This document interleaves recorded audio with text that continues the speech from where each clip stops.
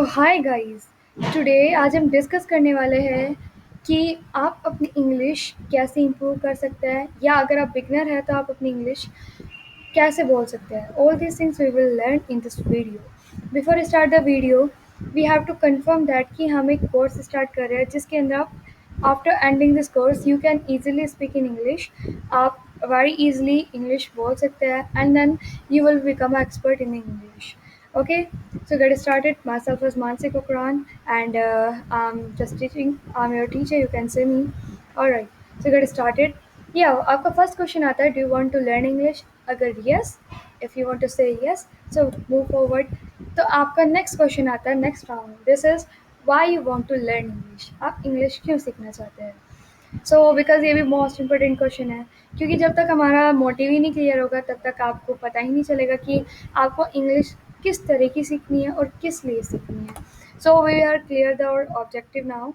और ऑब्जेक्टिव है हमारा इंग्लिश सीखने का। किसी का ऑब्जेक्टिव हो सकता है जॉब का, किसी का हो सकता है नॉलेज के लिए, कोई बोल सकता है पर्सनल लाइफ में अपने आप को बेटर दिखाने के लिए, समवन इम्प्रेस समवन लाइक अपने बॉस को इम्प्रेस करने के लिए, या अपने फैमिली मेम्बर्स में सभी को बस बन के दिखाने के लिए। वी कैन से अगर आपके पास कोई अदर रीज़न है so you can write in a comment box below, so which is given by YouTube. Okay, आप कमेंट बॉक्स में ज़रूर बताइएगा कि आपका रीज़न क्या है इंग्लिश सीखने का एंड मूव फॉरवर्ड। अभी हमें हमारा ऑब्जेक्टिव क्लियर होता है। तो हाँ, अगर आप किसी भी लैंग्वेज को, सपोज़ आपको इंग्लिश सीखनी है या इंग्लिश या कोई भी लैंग्वेज अगर आप सीखना चाहते हो, तो उससे पहले हमें पता होना चाहिए कि लैंग्वेज बेसिकली होता क्या है। लैंग्वेज का अगर हम हिंदी में बात करते हैं, लैंग्वेज जिसको बोलते हैं भाषा, ये एक मीडियम होता है जिससे एक पर्सन अपनी भाषा, मतलब एक पर्सन अपने थॉट्स दूसरे पर्सन को बता सकता है और समझा सकता है। लाइक आप अपने थॉट्स को एंड अपनी लाइक किसी बातों को आपस में शेयर करने की जो हमारे मीडियम होता है, दिस इज़ कॉल्ड लैंग्वेज। वो लैंग्वेज कोई सी भी हो सकती है, चाहे तो स्पेनिश, चाइनीज़, जो भी आपको लैंग्वेज आती है। This is a medium to communicate one person to another person, right. और जो ये लैंग्वेज होता है उनको बेसिकली थ्री वे में यूज़ किया जाता है। There is a sample, speaking, writing and indication. How is it describe? Speaking is like अगर suppose you know about the Hindi, so अगर आपको अपनी बात किसी दूसरे को समझानी है, so what you are doing there, you can do, आप उसको अपनी बात वो बोल कर समझा सकते हो। सपोज़ अगर आपको बोल कर नहीं बतानी, तो आपको पता है मोस्टली ऑफिस में सारे, जब आपका इंटरव्यू होता है, इंटरव्यू के बाद जब आपका जॉइनिंग लेटर दिया जाता है, तो वहाँ पे सारी चीज़ रिटन में मिलती है। सो आप रिटन फॉर्म में अपनी सारी बात उनको समझा सकते हो, जो आप दूसरे पर्सन को समझाना चाहते हो। ये इनफॉर्मल वे होता है, मतलब वो आगे आप स्टडी करने वाला बेसिकली। इसमें आप किसी को कोई इशारा करके अपनी कोई बात समझा रहे होते हो। ये हमारे स्टेप्स होता है किसी भी मीडियम, जो आपकी लैंग्वेज होती है। लैंग्वेज को बेसिकली हम कैसे यूज़ करते हैं, थ्री वे में इसके स्टेप्स होते हैं जिसका हम यूज़ कर सकते हैं। मीडियम, माध्यम, किसी को स्पीकिंग करने से, किसी को राइटिंग करके समझाने से, और किसी को इंडिकेशन से। Is it clear? Move forward here. So what is the next step is like आपको लैंग्वेज बेसिकली, आपकी लैंग्वेज दो फॉर्म में यूज़ की जाती है। एक होता है आपका फॉर्मल वे, एक होता है इनफॉर्मल वे। अब ये क्या आ गया, फॉर्मल वे क्या होता है और इनफॉर्मल वे क्या होता है? फॉर्मल वे वो वे होता है जिसमें बेसिकली आप बात करते हो। पहले हम इनफॉर्मल वे के बारे में स्टडी करें। लाइक आप अपनी किसी भी, जिससे भी आप फ्रेंकली रहते हो, जो भी आपका फ्रेंड होता है या जो आपका जानकार होता है, जो आपसे छोटे होते हैं, उनसे आप जिस तरीके से कम्युनिकेट करते हो, like frankly, like hi, hey dude, what's up, what's going on, this is called a informal way, like relaxed and friendly or suitable for the relaxed occasion. Is that clear? Formal way वो वे होता है जिसको आप person को नहीं जानते, या आप अपने ऑफिस में काम कर रहे होते हो और जब आप अपने बॉस से कम्युनिकेट कर रहे होते हो, तो वो जो आपका बात करने का तरीका होता है, this is called formal way. Is that clear? Hope may be ये काफ़ी ईजी है, जो आपको समझ में आ ही गया होगा। And we will move forward. Next step is, अगर आप किसी भी भाषा को सीखना चाहते हो तो उसके लिए हमारे पास रूल होता है। मैं आपको स्पेशली तो इंग्लिश सिखाने वाली हूँ, लेकिन अगर सपोज़ आप कोई भी भाषा सीखना चाहते हो, there we need what we required, हमें इन 4 रूल्स की नीड होती है। R S R done. So now all means क्या होता है? Get started.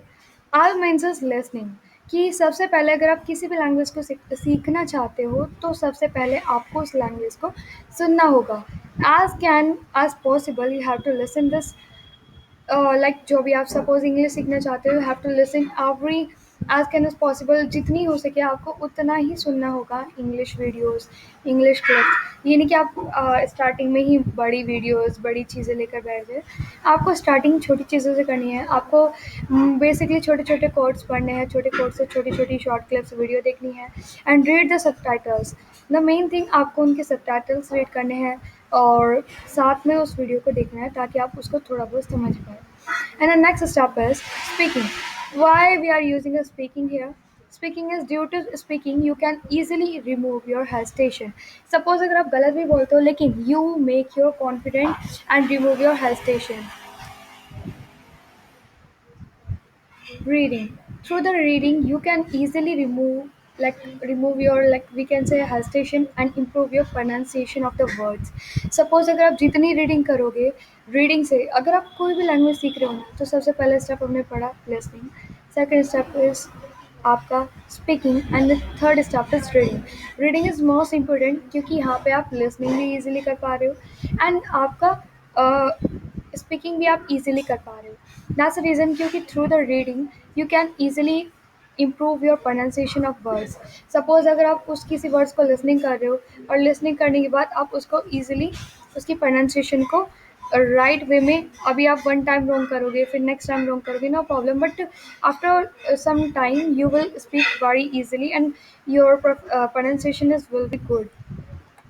Alright, come on the next. It is called writing. What is the meaning of writing? Yeah, everyone does know that what is the meaning of writing.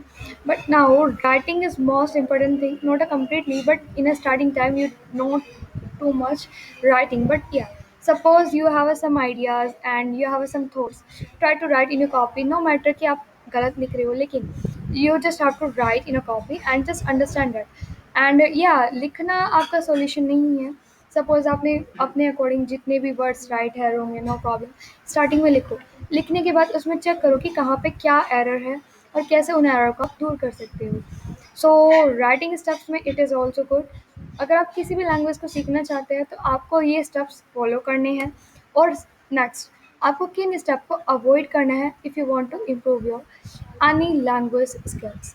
अगर आप किसी भी language को learn करना चाहते हो और उसमें प्रोफिशिएंसी पाना चाहते हो तो फर्स्ट वन हम बात करते हैं आपको fear of mistakes and insult. No matter suppose you are speaking in English and आपने कहीं गलती कर दी and if your friend is laughing no matter leave it क्योंकि जब तक कोई गिरेगा नहीं तब तक वो कैसे आगे बढ़ेगा। गिरने के बाद वो मिस्टेक दोबारा मत करो जिसके कारण आप गिरे थे। सो दैट्स द रीज़न हमें अपनी मिस्टेक करनी है नो मैटर। अपना डर हटाना है मिस्टेक करने का कि अगर हमने मिस्टेक कर भी दी नो मैटर मैटर्स दैट कि हाँ हम लर्निंग कर रहे हैं। Just make a positive attitude and try to learn. And just leave the insult if suppose someone is insulted you. Left it and move forward. Because it happening sometime. It's not a biggest deal. Just left it. And next one, do not do the mistakes. Suppose आप mistake करो लेकिन उस mistake को दोबारा repeat मत करो। So these are the few steps you should avoid and just try to understand all of these things. And please if you like this video so please hit the like button and subscribe this channel. And bye bye, we will see you next video very soon. Bye bye, see you all of you.